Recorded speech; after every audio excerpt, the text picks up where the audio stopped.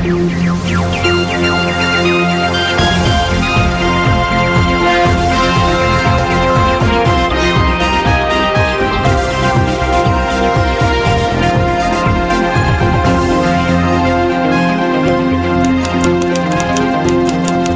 First சக்தி TV பிரதான செய்திகளின் தலைப்புச் செய்திகள்.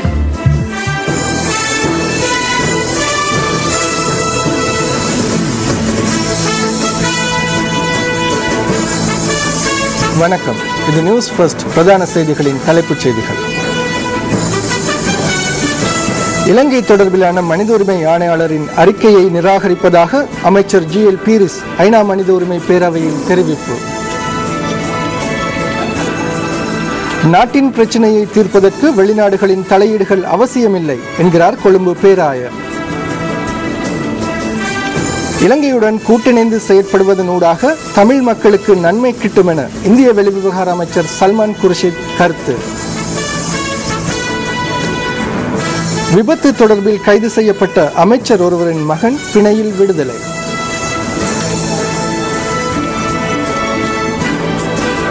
விடுதி வசதி கோரி கலனி பல்கலைக்கழக மாணவர்கள் ஆர்ப்பாட்டத்தில்.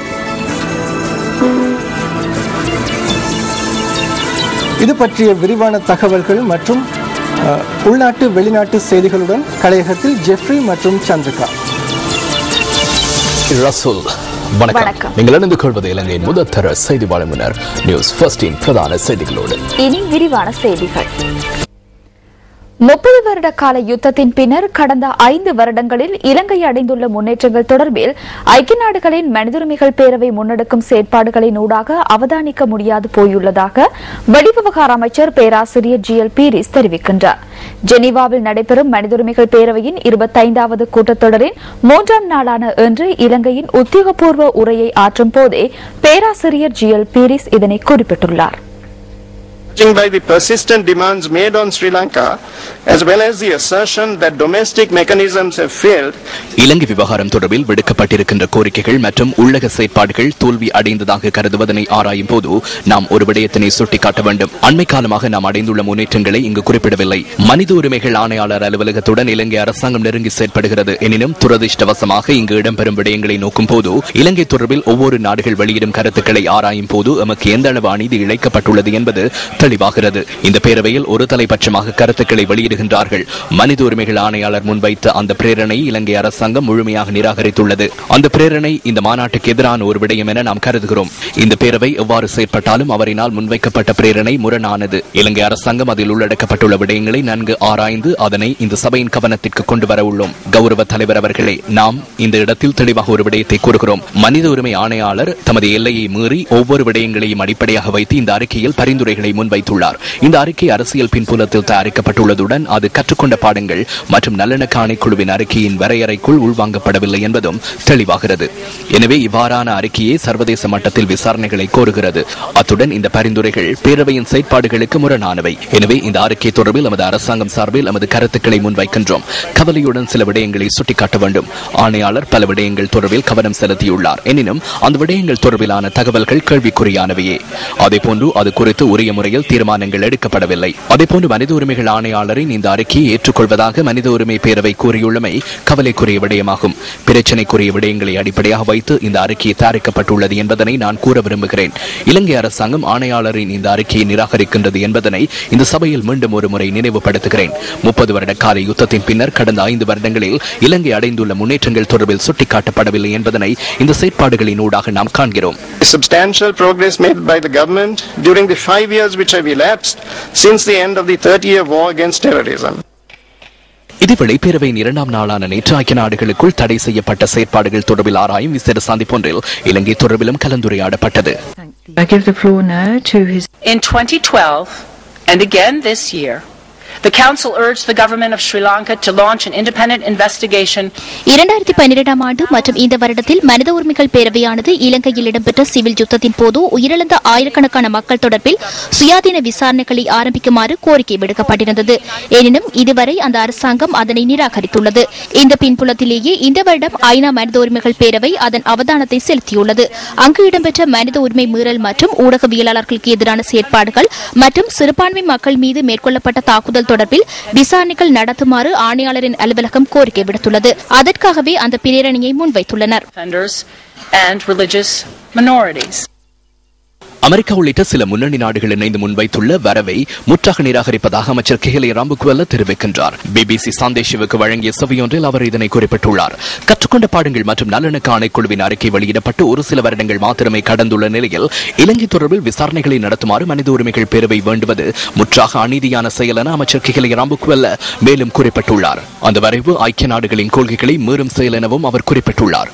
அமெரிக்கா, பிரித்தானியா உள்ளிட்ட 5 நாடுகளினால் முன்வைக்கப்பட்டுள்ள இலங்கை தொடர்பில் சர்வதேச விசாரணைகள் மேற்கொள்ளப்பட வேண்டும் என்ற வரைவு தொடர்பில் உத்தியோகப்பற்ற முறையிலான பேச்சுவார்த்தை ஒன்று எதிர்வரும் வெள்ளிக்கிழமை இடம்பெற உள்ளது. இலங்கையில் நல்லிணக்கம் மற்றும் பொறுப்புக்கூறல் தொடர்பிலான விடயங்கள் குறித்து ஐக்கிய நாடுகளின் மனித உரிமைகள் பேரவையின் ஆணையாளர் நவநீதம் பிள்ளையினால் 18 பக்கங்களை கொண்ட இலங்கை தொடர்பிலான அறிக்கை எதிர்வரும் 26ஆம் தேதி சபையில் சமர்ப்பிக்கப்பட உள்ளது. இலங்கையின் இறுதிக்கட்ட யுத்தத்தின் போது இடம்பெற்றதாக கூறப்படுகின்ற மனித உரிமை மீறல்கள் தொடர்பில் ஆராய்வதற்கு சர்வதேச பொறிமுறை அவசியம் என்பதை அந்த அறிக்கையின் உள்ளடக்கமாகும். இதேவேளை இலங்கை தொடர்பில் சுயாதீன சர்வதேச விசாரணைக்கான யோசனையொன்றை நிறைவேற்ற வேண்டும் என மனிதுரிமை செயற்பாட்டாளர்கள் சார்பில் முன்னின்றுள்ள பேராயர் டெஸ்மண்ட் டுட்டு ஐக்கிய நாடுகள் சபைக்கு கடிதம் ஒன்றை அனுப்பியுள்ளார். பேராயர் டெஸ்மண்ட் டுட்டுவுடன் மன்னார் மறைமாவட்ட ஆயர் ராயப்பு ஜோசப் ஆண்டகை, தமிழ் தேசிய கூட்டமைப்பின் பாராளுமன்ற குழு தலைவர் இரா சம்பந்தன், வடமாகாண முதலமைச்சர் CV விக்னேஸ்வரன் உள்ளிட்ட 28 நாடுகளின் மனித உரிமைகள் செயற்பாட்டாளர்கள் அந்த கடிதத்தில் கையொப்பமிட்டுள்ளனர். ஜெனீவாவில் நடைபெறுகின்ற ஐக்கிய நாடுகளின் மனித உரிமைகள் பேரவை கூட்டத்தொடர் குறித்து இன்று இடம்பெற்ற ஆளும் ஐக்கிய மக்கள் சுதந்திர கூட்டமைப்பின் செய்தியாளர் சந்திப்பின் போது கேள்வி எழுப்பப்பட்டது. இலங்கையில் விசாரணைகள் முன்னெடுக்க வேண்டும் என ஐக்கிய நாடுகள் மனித உரிமைகள் ஆணைக்குழு தீர்மானத்தை முன்வைத்துள்ளது. இல்லை, அவர்களுக்கு தீர்மானங்களை முன்வைக்கலாம், அதனை நிராகரிக்க அரசாங்கத்தால் முடியும். ஜெனீவா தீர்மானத்தோடு பொருளாதார தடை ஏற்படுமா? பொருளாதார தடை விதிப்பதாயின் அவர்கள் பாதுகாப்பு சபைக்கு செல்ல வேண்டும். அங்கு சீனாவிற்கும் ரஷ்யாவிற்கும் அதிகாரங்கள் உள்ளன. இலங்கைக்காக தேவையான அனைத்து சந்தர்ப்பங்களிலும் முன்வருவதாக அவர்கள் தெரிவித்துள்ளனர். ஆகவே ஐநா ஊடாக பொருளாதார தடை விதிப்பது கடினமான விடயமா? நாட்டின் பிரச்சினைகளை தீர்ப்பதற்கு வெளிநாடுகளின் தலையீடுகள் அவசியமில்லை என கொழும்பு பேராயர் கர்தினால் மெல்கம் ரஞ்சித் தாண்டகை தெரிவித்துள்ளார். தாய்நாட்டை பாதுகாப்பதும் அதனை கட்டியெழுப்புவதும் அனைவரதும் பொறுப்பு என அவர் சுட்டிக்காட்டியுள்ளார். அறிக்கையொன்றை விடுத்து கொழும்பு பேராயர் இதனை தெரிவித்துள்ளார். இலங்கையுடன் கூட்டிணைந்து செயற்படுவதனூடாக தமிழ் மக்களுக்கு நன்மை கிட்டும் என இந்திய வெளிவிவகார அமைச்சர் சல்மான் குர்ஷித் தெரிவிக்கின்றார்.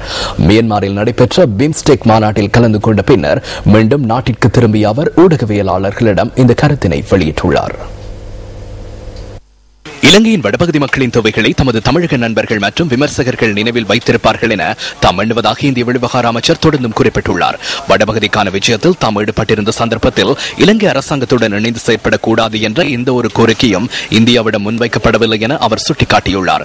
தேசிய ரீதியான தேவைகளை கருத்தில் கொண்டு எந்த ஒரு அரசியல்வாதியும் தனது எண்ணப்படி செயற்படுவதற்கு உரிமையுள்ளதாக சல்மான் குர்ஷித் ஊடகவியலாளர்களிடம் குறிப்பிட்டுள்ளார். இதுவரை இலங்கை தொடர்பிலான ஐக்கிய நாடுகளின் பிரேரணை குறித்தும் இந்திய வெளிவிவகார அமைச்சர் இதன்போது கருத்து வெளியிட்டுள்ளார். குறிப்பிட்ட பிரேரணை ஆராய்ந்து பார்ப்பதற்கு இந்திய அதிகாரிகளுக்கு போதிய கால அவகாசம் காணப்படவில்லை என இரு நாட்டு தலைவர்களின் சந்திப்பின் போது பிரதமர் கலாநிதி மன்மோகன் சிங் ஜனாதிபதி மஹிந்த ராஜபக்சவிற்கு அறிவித்துள்ளதாகவும் சல்மான் குர்ஷித் கூறியுள்ளார். மீனவர்களின் கைதுகள், கடல் எல்லைகள் மீறப்படுதல் போன்ற விடயங்கள் தொடர்பிலும் 2 தலைவர்களும் கவனம் செலுத்தியுள்ளனர். எவ்வாறாயினும் இந்திய ட்ரோலர் படகுகளினால் இலங்கையின் கடல்சார் வளங்களுக்கு பாதிப்பு ஏற்படுவதாக இதன்போது இந்திய பிரதமரிடம் ஜனாதிபதி மஹிந்த ராஜபக்ச எடுத்துக் கூறியுள்ளதாக சல்மான் குர்ஷித் மேலும் சுட்டிக்காட்டியுள்ளார். ஐக்கிய நாடுகளின் மனிதுரிமைகள் பேரவையில் இலங்கை தொடர்பில் சமர்ப்பிக்கப்பட்டுள்ள வரைவு தீர்மானம் அனைத்து தரப்பிலும் ஏமாற்றத்தையே ஏற்படுத்தியுள்ளதாக திராவிட முன்னேற்றக் கழக தலைவர் மு கருணாநிதி தெரிவித்துள்ளார். ஏற்கனவே ஐநா மனித உரிமைகள் பேரவையில் 2 தடவைகள் நிறைவேற்றப்பட்ட தீர்மானங்கள் எந்தவித ஆக்கப்பூர்வமான விளைவுகளையும் ஏற்படுத்தவில்லை என அவர் சுட்டிக்காட்டியுள்ளார். அவற்றை போன்று தற்போது சமர்ப்பிக்கப்பட்டுள்ள தீர்மானமும் இலங்கை அரசாங்கத்தினால் புறக்கணிக்கப்படும் என்பதுடன் எந்தவொரு பயனையும் இலங்கை தமிழர்களுக்கு பெற்றுக் கொடுக்காது எனவும் கருணாநிதி குறிப்பிட்டுள்ளார். எனவே டெசோ சார்பிலும் திராவிட முன்னேற்ற கழகம் சார்பிலும் பலமுறை வலியுறுத்தப்பட்டுள்ளதன் பிரகாரம் இந்திய அரசாங்கமே ஐநா மனித உரிமைகள் பேரவையில் தனி தீர்மானத்தை கொண்டு வந்து அதனை நிறைவேற்றுவதற்கான முயற்சிகளை மேற்கொள்ள வேண்டும் என அவர் கூறியுள்ளார். ஈழத்தமிழர் பிரச்சினை குறித்து ஐநா மனித உரிமைகள் பேரவை கூட்டத்தொடரில் அமெரிக்கா உள்ளிட்ட நாடுகள் கொண்டு வரவிருக்கும் தீர்மானம் பெருமளவுக்கு தீர்வு காணும் ஒன்றாக இருக்கும் என உலகில் வாழும் தமிழர்கள் எதிர்பார்த்திருந்ததாக அவர் குறிப்பிட்டுள்ளார். அதிகாரத்தை பகிர்வோம், நாட்டை கட்டியெழுப்புவோம் அமைப்பு இன்று செய்தியாளர் மாநாடை நடத்தியிருந்தது.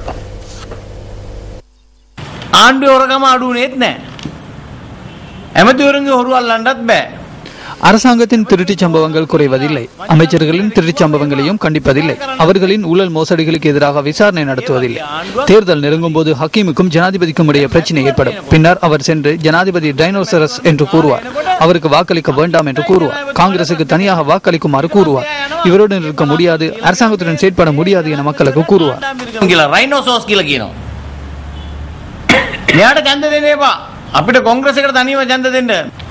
தமிழ் மக்கள், இந்த அரசாங்கம் தமிழ் மக்களுக்கு தாங்களாக முன்வந்து இனப்பிரச்சனையை தீர்ப்பதற்கு எதுவும் செய்வார்கள் என்று எதிர்பார்ப்பதற்கு இல்லை. நாங்கள் ஒரு வருஷம் 18 முறை நாங்கள் பேசியும் கூட இலங்கை அரசாங்கத்தால் ஒரு தீர்வு திட்டத்துக்கு ஒரு அடிப்படையான விடயங்களுக்கு கூட எம்மால் வர முடியவில்லை என்பதுதான் உண்மை. இராணுவ குடியேற்றங்கள் நடைபெறுகின்றது. தமிழ் மக்களுடைய காணிகள் கொடுக்கப்படவில்லை. மாறாக தமிழ் மக்களுடைய காணிகள் மேலும் மேலும் பறிமுதல் செய்யப்படுகின்றது என்று இந்த விடயங்கள் யாவும் சொல்லப்பட்ட பொழுதிலும் கூட அவற்றுக்கு எந்த விதமான பதிலும் இந்த அறிக்கையில் இல்லை என்பதும், தமிழ் மக்கள் மிகவும் மோசமாக இன்னும் பாதிப்புக்கு உள்ளாக்கப்பட்டிருக்கிறார்கள் என்பதும், இதனூடாக தமிழ் மக்களுக்கு எந்த தீர்வும் இல்லை என்பதுதான் இன்றைக்கக்கூடிய நிலவரம். இது ஒரு வரைவு மாத்திரம்தான் என்று யாரும் சொல்லக்கூடும். ஆகவே அடுத்த 26ஆம் தேதி இது வாக்கெடுப்புக்கு விடும் முன்பாக இந்த வரைவில் மாற்றங்கள் வரலாம் என்று யாரும் எதிர்பார்க்கலாம். மாற்றங்கள் என்பது இது இன்னும் டைல்யூட் பண்ணப்படலாமே தவிர, மலினப்படுத்தப்படலாமே தவிர இது என்ஹான்ஸ் பண்ணப்படாது. இது இன்னும் சரியான அளவுக்கு உயர்த்தப்படும் என்று எதிர்பார்ப்பதற்கு இல்லை என்பதையும் நான் கூறிக்கொள்ள விரும்புகின்றேன். ஒட்டுமொத்தமான நாட்டு மக்களுக்கு, முக்கியமாக சிங்கள மக்கள் மத்தியிலும் கூட இந்த அரசாங்கம் என்ன விதமான மோசடித்தனமான வேலைகள் செய்கின்றது. வெளிவேரியாவில் 3 பேர் கொல்லப்பட்டார்கள். ஊடகத்துறை நியாயமான அடக்குமுறைக்குள்ளானது. நீதித்துறை சிராணி பண்டாரநாயக்காவுக்கு என்ன நடந்தது. ஆகவே அவர்கள் நிச்சயமாக தென்பகுதியில் ஒரு ஜனநாயக பூர்வமான சூழல் வர வேண்டும், அதனூடாக ஒரு மாற்று அரசாங்கம் வர வேண்டும் என்ற சிந்தனையும் கூட இந்த தீர்மானத்தில் உள்ளடக்கப்பட்டிருக்கிறதாக நாங்கள் கருதுகிறோம். தமிழ் மக்கள் துன்பங்களுக்கு விடைகளை தரும் வழிகளை காட்டுமா இந்த அமெரிக்காவின் வரைவு, அது தொடர்ந்து வரக்கூடிய தீர்மானம் என்று ஆவலுடன், அக்கறையுடன், ஆதங்கத்துடன் எதிர்பார்த்துக் கொண்ட தமிழ் மக்களுக்கு இந்த தீர்மான வரைவு ஒரு ஏமாற்றத்தை தந்திருக்கின்றது. அரசியல் கைதிகள் பிரச்சனை இருக்கின்றது. கைது செய்யப்பட்டவர்கள், சரணடைந்தவர்கள், கடத்தப்பட்டவர்கள் எல்லோருமே சேர்ந்து இப்பொழுது ஒரு தொகையாக தடுத்து வைக்கப்பட்டிருக்கின்றார்கள். அவர்கள் பிரச்சனைக்கு விடை காணும் வழிமார்க்கம் இந்த வரைவிலே காட்டப்படவில்லை. அதே போல வடக்கு கிழக்கிலே ஏறக்குறைய 90,000 விதவைகள், அபலைகள், எங்களது பெண்கள் இருந்து கொண்டிருக்கின்றார்கள். ஒட்டுமொத்தமான முறையில் தமிழ் மக்களை ஏமாற்றிவிட்டு தமிழ் மக்கள் மீதான அடக்குமுறை தொடர்ந்து கொண்டு செல்வதற்கான வழிமுறைகளை முன்னெடுத்துக் கொண்டிருக்கிற இலங்கை அரசாங்கத்துக்கு சாதகமான முறையிலே தான் தீர்மான வாசகங்கள் இப்பொழுது அமெரிக்காவால் முன்னெடுக்கப்பட்டிருக்கின்றது. எவ்வளவுதான் அதிரடியாக கொண்டு வரப்படும் என்று சொல்லியிருந்தாலும் கூட அந்த அதிரடியை காணவில்லை. இதைத்தான் தொடர்ந்து சொல்லிக் கொண்டிருந்தோம். காரணம், சர்வதேச சமூகத்தின் செயல்பாடு, ஜெனீவா செயல்பாடு தமிழர்களுக்கு தேவையானது தான், இல்லை என்று சொல்லவில்லை, அது இருக்க வேண்டும். ஆனால் அதை மாத்திரம் நம்பிக்கொண்டிருப்பதானால் நாங்கள் ஒருபோதுமே எங்களது விடுதலை சுதந்திரத்தை பெற முடியாது. மாறாக அது அங்கு நடக்கும் அதே வேளையிலே தெற்கிலே வாழக்கூடிய சிங்கள மக்களுடன் இணைந்து சேர்ந்து நாங்கள் பொது போராட்டத்தை தயாராக வேண்டும். அந்த பொது போராட்டத்தின் மூலமாகத்தான் இந்த பிரச்சனைகளுக்கு எங்கள் பிரச்சனை தீர்வு காண முடியும். அதன் மூலமாகத்தான் ஒட்டுமொத்த ஜனநாயக செயல்பாடு மூலமாகத்தான் இந்த நாட்டிலே நாங்கள் நிம்மதியாக வாழக்கூடிய ஒரு சூழலை ஏற்படுத்த முடியும். நேற்று முதல் நாள் எங்கள் ஜனாதிபதி அவர்களும் இந்திய பிரதமர் மன்மோகன் சிங் அவர்களும் கலந்து பேசினார்கள் என்று ஒரு செய்தி பத்திரிகை வெளியாகி இருக்கின்றது. இந்த நேரத்திலே வடமாகாண சபையை பற்றி ஒரு கேள்வியை மன்மோகன் சிங் அவர்கள் எழுப்பியதாக, அதற்கு எங்கள் அதிபர் பதில் சொன்னதாக செய்தி வெளியாகி இருக்கின்றது. உண்மையிலேயே மன்மோகன் சிங் அவர்கள் வடமாகாண சபையை பற்றி கேள்வி எழுப்பினார்கள் எங்களுக்கு தெரியாது. ஒருவேளையிலே வேறு ஏதாவது விஷயத்தை கூட அவர்கள் உரையாடி இருக்கலாம். இது எப்படி இருந்தாலும் கூட வடமாகாண சபையின் செயல்பாட்டை பற்றி மன்மோகன் சிங்கை விட, பராக் ஒபாமாவை விட தெளிவாக சொல்லக்கூடிய ஒரு நபர் இருக்கின்ற அவர் தான் விக்னேஸ்வரன் அவர்கள், வடமாகாண சபையின் முதலமைச்சர். தெளிவாக பலவரை சொல்லியிருக்கின்றார்.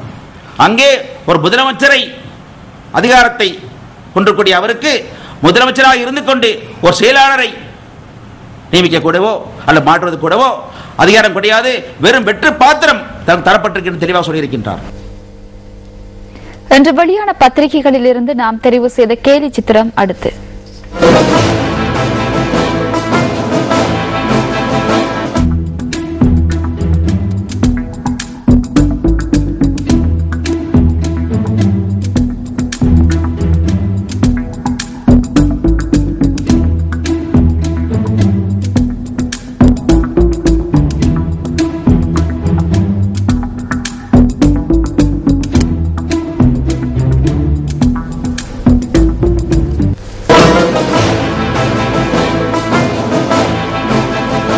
மன்னார் திருக்கேதீஸ்வரம் பகுதியில் அடையாளம் காணப்பட்ட மனித புதைக்குழியின் அகழ்வு பணிகள் இன்றுடன் முடிவுக்கு கொண்டு வரப்பட்டுள்ளன. கடந்த வருடம் டிசம்பர் மாதம் 20ஆம் தேதி தொடக்கம் கட்டம் கட்டமாக 32 நாட்கள் மேற்கொள்ளப்பட்ட அகழ்வு பணிகளில் 80 மனித மண்டையோடுகள் உள்ளிட்ட மனித எச்சங்கள் மீட்கப்பட்டிருந்தன. மன்னார் மனித புதைக்குழி தொடர்பில் இன்று நடத்தப்பட்ட விசேட கலந்துரையாடலை அடுத்து அகழ்வு பணிகளை முடிவுக்கு கொண்டுவரும் தீர்மானம் எட்டப்பட்டதாக எமது பிராந்திய செய்தியாளர் குறிப்பிட்டார். மன்னார் புதைக்குழியின் அடுத்த கட்ட பணிகள் தொடர்பில் மன்னார் நீதிபதி அனந்தி கனகரட்டம் தலைமையில் ஏனைய பிரிவுகளின் பிரதிநிதிகளுடன் இன்று கலந்துரையாடல் முன்னெடுக்கப்பட்டதாக விசேட சட்ட வைத்திய நிபுணர் DL வைத்தியரத்ன குறிப்பிட்டார். இது தொடர்பான விசாரணைகளை தொடர்வதற்கு ஏனைய திணைக்களங்களின் ஒத்துழைப்புகளை பெற்றுக் கொள்வது குறித்தும் இதன்போது கவனம் செலுத்தப்பட்டதாக அவர் கூறினார். சுகாதார திணைக்களம், போலீஸ் திணைக்களம், தொல்பொருள் ஆராய்ச்சி திணைக்களம் ஆகியவற்றின் பங்களிப்புடன் விரைவில் விசாரணைகளை ஆரம்பிக்க எண்ணியுள்ளதாக விசேட சட்ட வைத்திய நிபுணர் தெரிவித்தார். அத்துடன் பெட்டிக்குள் அடைத்து வைக்கப்பட்டுள்ள மனித எச்சங்களை ஆய்வுக்காக அனுப்ப வேண்டிய இடம் தொடர்பில் எதிர்வரும் மே மாதம் 9ஆம் தேதி மன்னார் நீதிமன்றத்தில் அறிக்கை சமர்ப்பிக்குமாறு நீதிபதி இன்று அறிவித்துள்ளார். உக்ரைனில் தொடரும் பதற்ற நிலைமையை தணிக்கும் நோக்கிலான சந்திப்பொன்று அமெரிக்க ராஜாங்க செயலாளர் ஜான் கெரிக்கும் ரஷ்ய வெளிவிவகார அமைச்சர் சர்ஜி லாவ்ரோவுக்கும் இடையில் இடம்பெற்றது. உக்ரைனின் கிரைமியா பிராந்தியத்தில் ரஷ்யாவின் துருப்புக்களை நிலைநிறுத்தியமையை நிலவும் உக்கிர நிலைமையை மேலும் தூண்டும் ஒரு செயற்பாடு என அமெரிக்கா குற்றம் சாட்டியுள்ளது. இருவேறுபட்ட முரணான கருத்துக்களை கொண்ட இந்த இரு நாடுகளும் அடுத்த கட்ட பேச்சுவார்த்தைக்கு இணங்கியுள்ளன.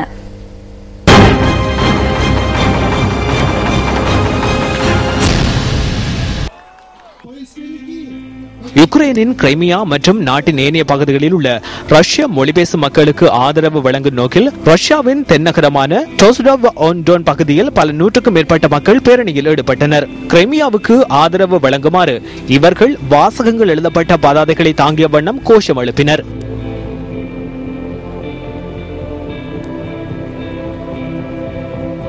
இந்த ஆர்ப்பாட்டக்காரர்களுக்கு மத்தியில் யுக்ரைனில் மீண்டும் நாட்டுக்கு வருகை தந்துள்ள தொண்டர்களும் இந்த ஆதரவு பேரணியில் கலந்து கொண்டிருந்தனர். இந்த நிலையில் யுக்ரைனில் ஐக்கியத்துடன் இருக்குமாறு வலியுறுத்தி கிழக்கு நகரான டொன்டெஸ்கில் ஆர்ப்பாட்டம் ஒன்று முன்னெடுக்கப்பட்டுள்ளது. யுக்ரைனில் இருந்து ரஷ்யா வெளியேற வேண்டும் எனவும் ஆதரவாளர்கள் வலியுறுத்துகின்றனர். ரஷ்ய ஆதரவாளர்கள் பிராந்திய அரசாங்க கட்டடங்களை ஆக்கிரமித்து ஒரு நாள் கடந்துள்ள நிலையிலேயே உக்ரைன் ஆதரவாளர்களால் இந்த ஆதரவு பேரணி முன்னெடுக்கப்பட்டது. கியூவை பிளவுபடுத்தாத வகையில் குறுகிய கால கூட்டங்களை நிறுத்துமாறும் யுக்ரைன் ஆதரவாளர்களுக்கு ஒத்துழைப்பு வழங்கும் வகையிலும் சட்ட வல்லுநர்கள் வாக்களித்துள்ளனர்.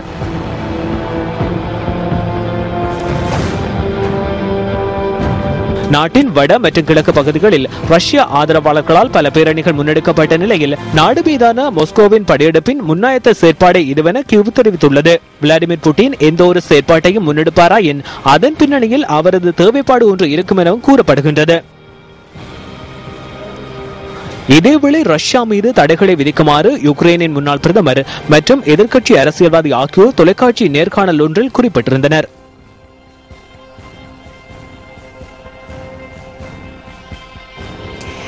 Ну, по-перше, я дійсно сказала, що революція не закінчена, але я тоді ще не знала, що в Криму розпочнеться війна. தமது எல்லையை பாதுகாக்கும் வகையில் ரஷ்யாவின் ராணுவ பலத்திற்கு எதிராக உக்ரைனால் எதிர்த்து நிற்க முடியாது என பிரித்தானியா, ரஷ்யா, அமெரிக்கா மற்றும் உக்ரைன் ஆகிய நாடுகள் 1994ஆம் ஆண்டு ஒரு வரைவில் கையொப்பமிட்டமை நீங்கள் அனைவரும் அறிவீர்கள் என நான் நினைக்கின்றேன். அணுவாயுதத்தை கைவிடுவதாக உக்ரைன் இணங்கியமையை அடிப்படையாக கொண்டே இந்த இணக்கப்பாடு எட்டப்பட்டது. இதன்போது நாம் அணுவாயுதத்தினை கைவிட்டதும் உக்ரைனின் நட்பெயரை பாதுகாப்பதற்காக அமெரிக்கா, பிரித்தானியா மற்றும் ரஷ்யா ஆகிய நாடுகள் உத்தரவாதம் அளித்திருந்தன. Подій суспільства и всех лидеров громадянского суспільства. அத்துடன் யுக்ரைனின் பெயரை பாதுகாப்பதாக அமெரிக்காவும் பிரித்தானியாவும் உறுதி வழங்கியிருந்தமை தொடர்பிலும் இந்த தொலைக்காட்சி நேர்காணலின் போது சுட்டிக்காட்டியிருந்தனர். கியூப் நகருக்கு விஜயம் செய்த அமெரிக்க ராஜாங்க செயலாளர் ஜான் கெரி $1 பில்லியன் அமெரிக்க நீண்டகால உதவியும் தொழில்நுட்ப உதவியும் வழங்குவதாக உறுதியளித்துள்ளார்.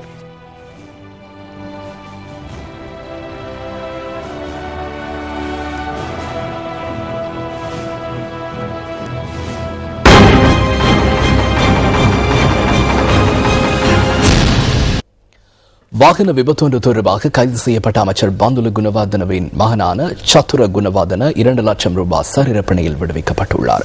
மாத்திரை மேலதிக நீதவான் முன்னிலையில் இன்று ஆஜர்படுத்தப்பட்டதன் பின்னரே இவ்வாறு பிணை வழங்கப்பட்டுள்ளது. தங்கல்ல மாத்திரை வீதியில் பிரவுன் சில் சந்திக்கரையில் கடந்த மாதம் 20ஆம் தேதி நபர் ஒருவர் மீது ஜீப் ரக வண்டி மோதி இந்த விபத்து இடம்பெற்றிருந்தது. விபத்தில் பலத்த காயங்களுக்குள்ளான அந்த நபர் கராப்பிட்டிய போதனா வைத்தியசாலையின் அவசர சிகிச்சை பிரிவில் சிகிச்சை பெற்று வந்த நிலையில் நேற்று உயிரிழந்துள்ளார்.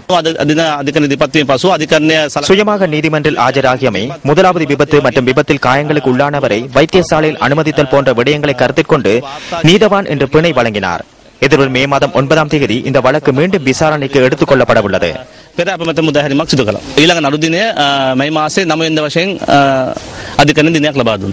පසුගිය පෙබරවාරි 20 වෙනි දින ඔහු අත්අඩංගුවට ගනු ලැබුවේ ரியானத்துராக் சிது கர வாகன விபத்தில் ஒருவர் காயங்களுக்கு உள்ளானமை தொடர்பாக கடந்த பிப்ரவரி மாதம் 20ஆம் தேதி அவரை கைது செய்தோம்.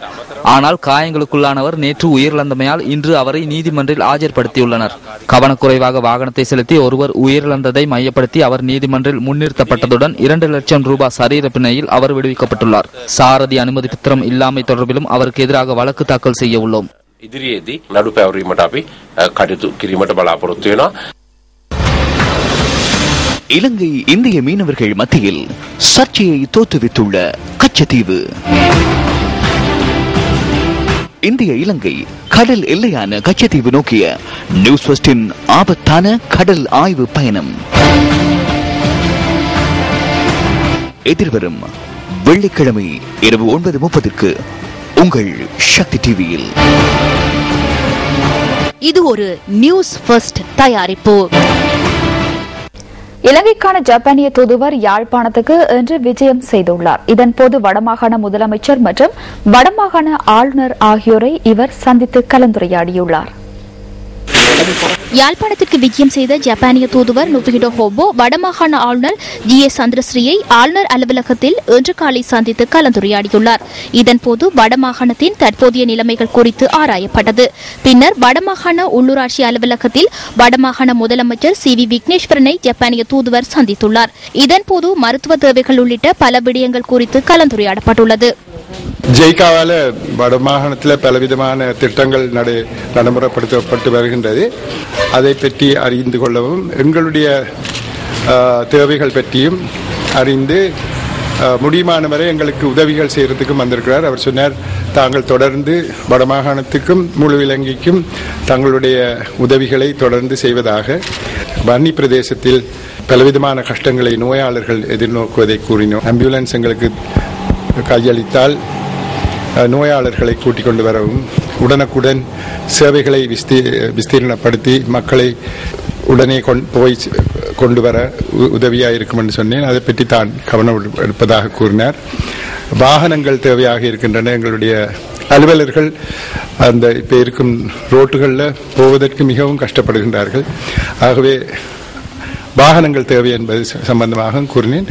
அவற்றையெல்லாம் அவர் தான் கணக்கில் எடுப்பதாகவும் கூறினார். இரணைமடு திட்டம் தொடர்பில் விரைவில் சரியான முடிவை எடுக்குமாறு தமிழர் விடுதலை கூட்டணியின் செயலாளர் நாயகம் வி ஆனந்த சங்கரை வடமாகாண முதலமைச்சர் CV விக்னேஸ்வரனிடம் கேட்டுக் கொண்டார். வடமாகாணத்திற்கு அனுப்பி வைத்துள்ள கடிதம் ஒன்றிலேயே அவர் இதனை கூறியுள்ளார்.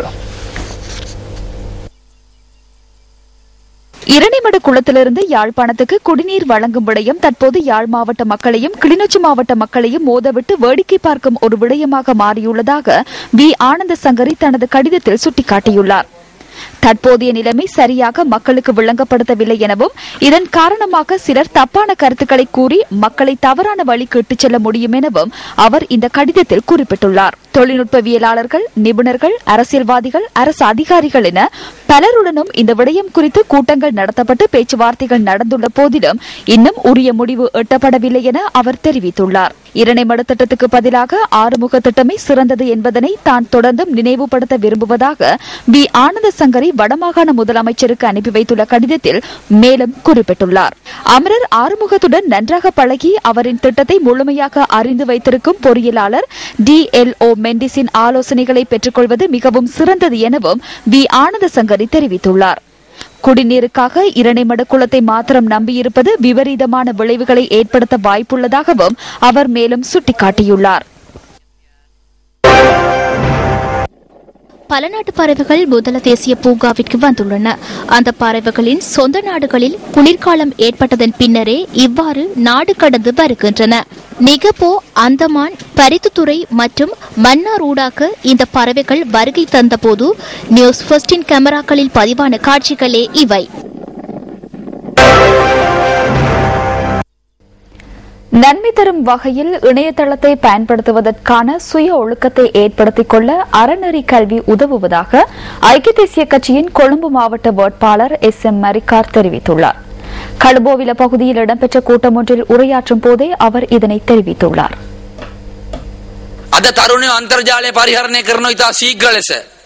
இளைஞர்கள் இன்று இணையதளங்களை பயன்படுத்துகின்றனர். பேஸ்புக் போன்ற சமூக இணையதளங்களையும் பயன்படுத்துகின்றனர். முன்பு இருந்த இளைஞர்களை போன்று அல்ல இன்றுள்ள இளைஞர்கள்.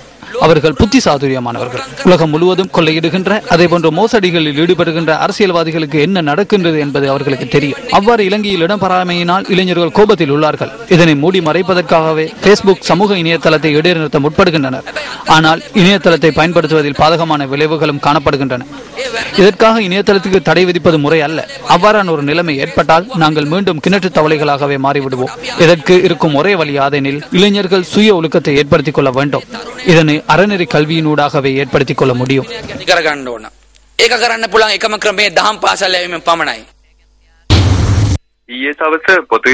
நேற்று மாலை பொத்துவில் பானம வீதியில் அருகம்பை பிரதேசத்தில் வாகன விபத்து இடம்பெற்றுள்ளது. வேகத்தை கட்டுப்படுத்த முடியாத நிலையில் வந்த மோட்டார் சைக்கிள் மரம் ஒன்றுடன் மோதியதில் ஓட்டுநர் சம்பவ இடத்திலேயே உயிரிழந்துள்ளார். மேலதிக விசாரணைகளை போலீசார் மேற்கொண்டு வருகின்றனர்.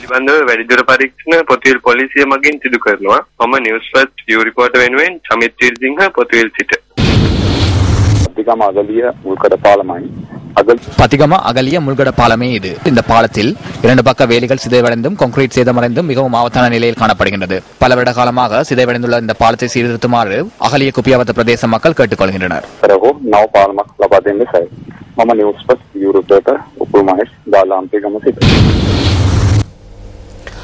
ஆசிய கிண்ண கிரிக்கெட் தொடரில் ஆப்கானிஸ்தானுக்கு எதிரான போட்டியில் இந்தியா 8 விக்கெட்டுகளால் வெற்றி பெற்றது. இது இந்த தொடரில் இந்த இரண்டு அணிகளும் பங்கேற்ற கடைசி போட்டியாகும்.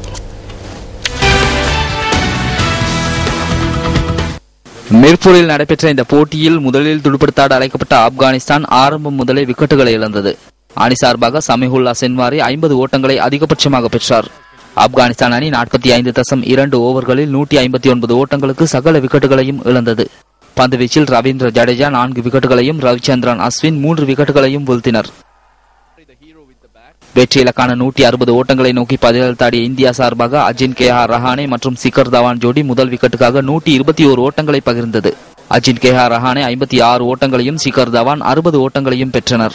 ரோஹித் சர்மா 18 ஓட்டங்களையும் தினேஷ் கார்த்திக் 21 ஓட்டங்களையும் ஆட்டமிழக்காமல் பெற்றுக்கொள்ள இந்தியா 31.5 ஓவர்களில் 2 விக்கெட் இழப்புக்கு வெற்றியை எட்டியது. தொடரில் இலங்கை மற்றும் பாகிஸ்தான் அணிகள் இறுதிப் போட்டிக்கு தகுதி பெற்றுள்ளதால் இந்த போட்டியின் முடிவு எந்த ஒரு தாக்கத்தையும் ஏற்படுத்தாது என்பதும் குறிப்பிடத்தக்கது.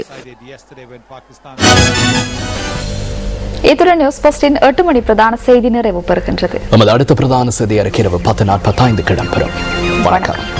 Hotline 0148968896 www.newsfirst.lk. Feedback at newsfirst.lk.